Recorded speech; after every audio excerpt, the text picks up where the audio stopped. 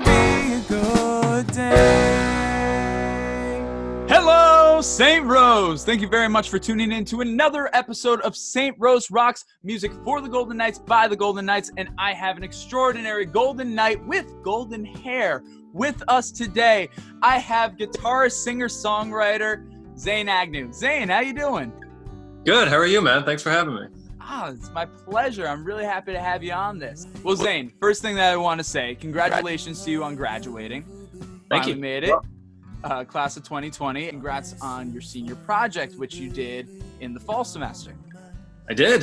Thank you very much. We had Sarah Pearson on last week, and I was saying to her how it was really cool having jazz arranging all together in a way of being like a format of workshopping all of our music. And it was really cool to see how you guys' stuff progressed and where it came to. Really proud of what came out for you guys. Absolutely beautiful. Thank you. Yeah, that class was really fun. So Zane, can you tell us about the first song that you're going to be showing us today? Yeah, the first song that I actually wanted to showcase is a song that I added to the album after I had done it for my project for school. Ooh, bonus track. Yeah, it was a little one that I added. I wrote it and recorded it and mastered it and added it on in a total span of about 4 days because it was one of those songs that just came to me really fast. It's a song called Whisper in the Wind. I put it second to last on the album. It ended up being the 7th out of 8 tracks. And yeah, it was really fun. I just kind of I didn't really have access to any crazy studios or anything at that time. So I just sort of built everything from samples and stuff that I had curated on my laptop and played some guitar and a lot of just sort of MIDI stuff. And I think it ended up sounding much better than I anticipated. So I stuck it on the album right before I released it. And I'm really happy. I think it fits with the whole vibe of the album very well. Ain't that cool when stuff like that comes together? Very nice. It's like the wind brought it to you. There you go. So everybody, this song is Whisper in the Wind by Zane Agnew.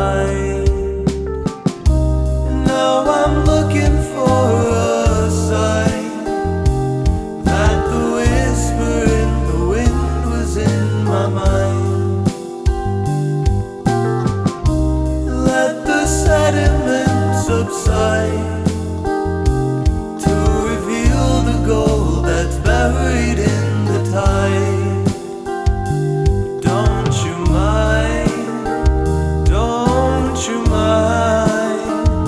Well, I don't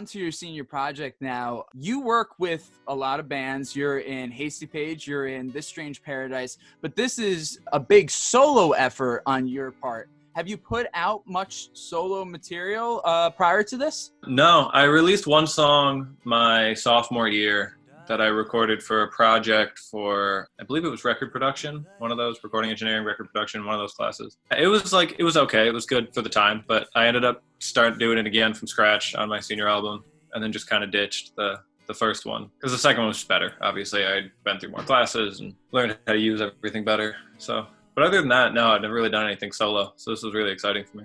Yeah, how was that to put something out under your own name? Obviously, you've put out stuff with all your other groups, but to actually have your name on this project.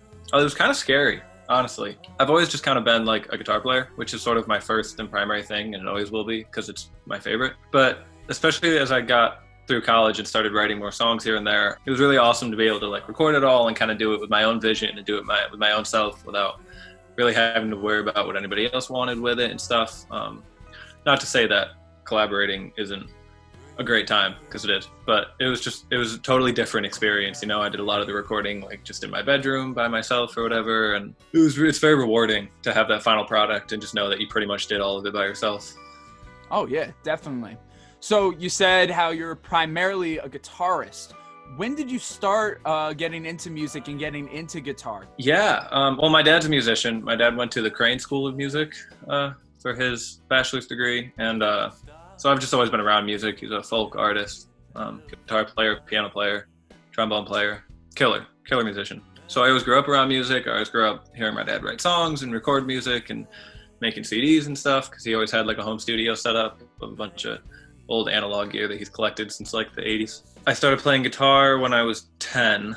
My friend, who's also a ridiculous musician, his name is Tristan Marler. He's a drummer and singer and everything. He plays everything. Showed me some very beginner stuff on guitar because he started playing a little bit before I did. I started taking lessons right after I turned 11 and took lessons from the same teacher in Glens Falls for 7 years, from 11 to 18. And then I went to St. Rose and studied with Matt Fink for 4 years, and I just never looked back, you know. It was always just, I took piano lessons when I was really young and wasn't really into it. Played saxophone for a year in school band, wasn't really into it. So guitar was just kind of the thing that I was drawn to. That's cool that you were able to find something so early on and you've been able to stick with it and you've been able to make so much for yourself out of it. So that's really big, and kudos to you on that. Thank you. So now going from being the guitarist to now being the songwriter, tell us about how you formulated everything into making your album for the senior project. I kind of blame most of it. I was never even really interested in being a solo artist, like at all, until probably my like sophomore year when I released my first song, and then I kind of realized that I could at least do it to some extent and make it sound decent. But then, especially when I got to college, my taste in music pretty rapidly broadened. It didn't really change necessarily. I just started listening to a lot more diverse music and genres and things, and a lot of different artists that I would have never really been into back in like middle school or high school or anything. Just the different styles really rubbed off on me. Different songwriting techniques and different weird chord structures and melodies and things that just kind of stuck in my head. People like, you know, Mac DeMarco is a big influence on me, with kind of everything being a little out of tune and stuff, and that just sort of very raw, organic songwriting style. Really into the 1975, very honest lyrics, beautiful musicianship. It's just like all the things that I sort of strive to be as a musician that I found in all these other artists, especially these artists like Mac DeMarco and like the 1975, or like Billie Eilish, or like any bands, any groups like that, any artists like that, that sort of built what they kind of started as not much, as like nothing, and just sort of earned their way into the spotlight, which is very inspiring, and kind of just made me want to experiment with my own capabilities when it comes to songwriting, and what kind of different types of songs I could write and how I could make them all sort of stand out without it all sounding like random things everywhere. It was really interesting. No, that's really cool. And one thing's for sure, you had some fantastic instrumentation and you had some fantastic players on this as well. Obviously, as you said, you were able to do a lot of it by yourself in your room, but you still had some collaboration, and you still managed to write some incredible arrangements all together for everything. Could you tell us about that now? It was really an awesome experience. I did a lot of it myself. I mean, obviously I played all the guitar, I did all the lead vocals, most of the harmonies. My girlfriend Belinda did some of the harmonies. But other than that, I did most of them. But then the collaborations that I did have were really exciting for me because they're sort of aspects that I had never really dove into before. So the final track on my album is a song called City Lights, which I wrote the song and then sent a demo of it to my friend Ben Grant, who I believe was also on this show. He was on a few episodes ago, yes. And I said, make this sound good, basically. And so he sent me back like 90 tracks of just production things, basically. So just like synths and basses and drums and keyboards, and it was gorgeous. So then he gave that to me, and then I took all that. And then I also, for that one, I reached out to my best friend and roommate from college, Connor Meehan, is an English major, and told him that I just kind of wanted to get some of him speaking some of his like writing and poetry and stuff that he writes, because he writes beautifully. Kid's a genius. I just recorded him talking and then put a bunch of his little snippets all over the song and stuff, so you get that sort of in the background, and that was really fun. I wrote a song, sort of more folky acoustic song called Gone, that's on my album. I was really into the Civil Wars at the time that I wrote it, which is just this like male-female duo, sort of country folk duo. And I was lucky enough to get Julia Gargano on that track to sing the second verse and some of the chorus with me, which was really exciting. I was really happy that I was able to steal her away from her busy stuff that she was doing to do some vocals on my project. Yeah, what else was there? There's a song that's mostly just piano and some strings called Buddy that my girlfriend Belinda did a lot of really beautiful harmonies on. Yeah, it was a lot of fun. Josh Morris played all the drums because he's just a killer drummer. But yeah, I played all the piano, I did all the bass, I did all the synth and stuff. You kept yourself very busy with it, and I think it was quite fruitful, all that you were able to get out of it. So Maybe I'm Just Insane is the name of the album. What was kind of the idea that you had giving it that name, and what was kind of the overall concept that you wanted to try to give with this project? Another reason that I thought this album I was really scared to release sort of my own music and put out this album, is all the songs are very personal to me. They're all come from very personal stories and very personal feelings, and makes you feel very vulnerable. A lot of the songs are about, I guess, kind of my personal struggles with some mental illness stuff over the years and little insecurities and things. And there's a line in a song called Breathe, which was the song that I'd released my sophomore year and then redid. And the line is, maybe I'm just insane. And it seemed to just sort of fit the whole theme of the album, because it's all kind of about struggling to find yourself and struggling to feel, like normal, quote unquote, and to not feel like lost in the world. So that whole, just the sentence, maybe I'm just insane, is sort of like a testament, I guess, to what the whole concept of the album is. Is it that doing it as a solo artist a little more scary than doing it with a band because you're not as protected by everybody around you? Yeah, exactly, because there's not, 2 or 3 different minds working together to create whatever it is you're creating. It's like it's all just coming from me and coming from how I'm feeling and stuff. So it's very just kind of laying it out on the table, like this is sort of what I'm about. It's a very delicate thing that a lot of us artists do when we put our heart out on the table in that way. And I think a lot of people don't realize how much of a struggle it can be, to kind of get that out. They see the art, but they don't always see everything that's going behind it sometimes. And I guess that's where some of the beauty lies in it at the same time, too. They can find their own story in it. Yeah, exactly. So, Zane, could you tell us about the second song you're going to be showing us? Yep, the second song that I'm going to be showing you is actually the duet that I did with Julia Gargano. It's called Gone. It's definitely one of the more minimal songs on my album. It's just kind of acoustic guitar and some bass and some horns.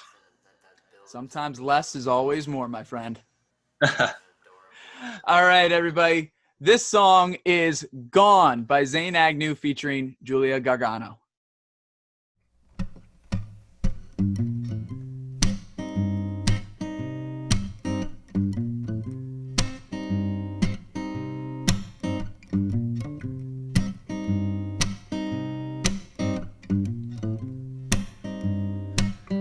You'll find her down by the riverside, all dressed in white.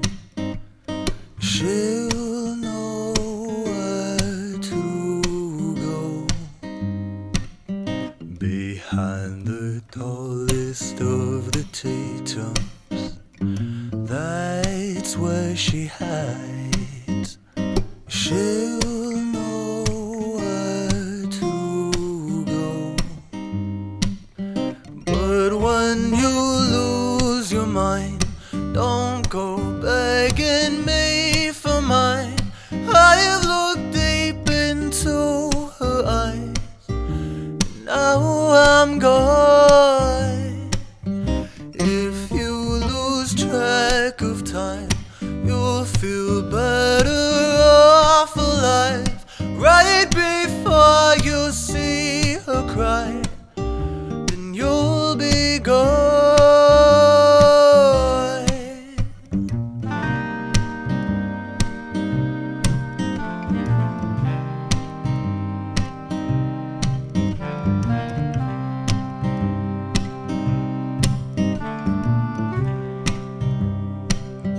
Well, if it's guidance that you're looking for, I'll be your light. I know where to go, but there's a price tag on my services that I know you wouldn't like. I know where to go, But if it's time you seek, you won't find a day with me. Listen very carefully, or you'll be gone. This place is heavenly if you only trust in me. No more negativity, not when you're gone. Settle down, darling, listen to the rain pounding on the broken window pane. No more mysteries and no more promises to keep.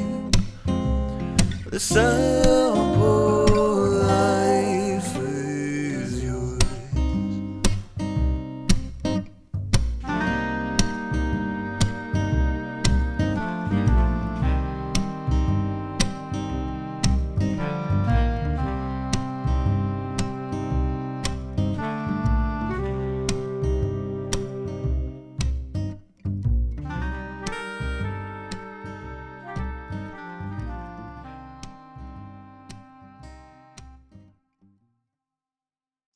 So Zane, with graduation and everything going on in the world right now, everything's kind of on pause, but obviously you're still looking towards the future.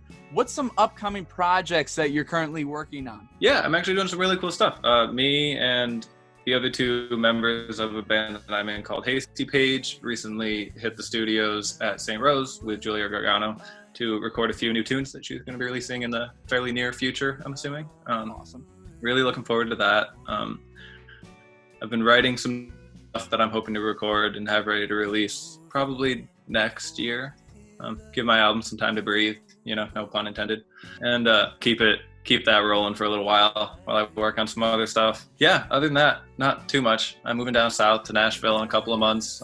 Hopefully that'll bring many new opportunities for me to find some new projects and work on some new fun stuff. What's kind of a goal that you want to set for yourself once you're there, or something that you want to strive for as things keep moving forward for you?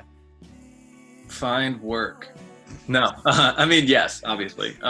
Ideally, I would love, the sort of dream is to just be able to make a living as a musician and playing guitar for people and doing session work for people and tracking for people and doing studio stuff and whatever. Just music as a whole is just sort of what I decided a long time ago that I wanted to do for the rest of my life. I'm kind of less picky, I guess, with what it is in the industry that I want to be doing. Obviously, there's things that I'm better at than other things, but as long as I don't end up with some desk job, I'll be content. Should we expect any more Zane Agnew stuff, or just are you going to throw yourself into collaboration? Probably more collaboration than solo stuff, but definitely still solo stuff. I've been having a lot of fun just messing around with my little home studio setup and recording stuff. And now that I have the skills to actually produce it and make it sound okay, it definitely makes it much easier for me to release my own music. So, I mean, I'm constantly putting down scratches and demos and things. I'll definitely still be releasing music as myself, hopefully next year. Oh, that'd be awesome. Oh, Yeah. I can't wait for that. Thank you, man. Zane, it's been absolutely a pleasure to have you on. I really appreciate it, man. Could you tell everybody where they should go find your music and where they should follow you? You can find my music pretty much anywhere that music can be found. Spotify, Amazon, iTunes, Tidal, Google Play, all those things. Social medias, Instagram at Zane Agnew, Twitter at Zane Agnew, Facebook, Zane Agnew. You can also find Hasty Page and The Strange Paradise on all the social medias, which you can follow to keep up to date with the new stuff we're doing. Yeah, I'm looking forward to the future. Very nice. As you should. Again, congratulations on the senior project and congratulations on graduating. 2020, it's hopefully all uphill for all of us from here, or downhill, or whatever the expression is. But it's all good from here. Yeah, absolutely, man. I'm definitely looking forward to the near future and having everything hopefully turn around for the better. Thank you again for being on, Zane. This was Thank awesome. you for having me. It was a great time. Not a problem. And thank you very much for tuning in to another episode of St. Rose Rocks. As always, I have to thank Student Association, Student Development, the St. Rose marketing team, and the college in general. Please keep interacting with this. Comment, like, share, tell your neighbors, tell your cousins, tell everybody. You guys are the reason why St. Rose rocks. I'm glad we get to spend some time.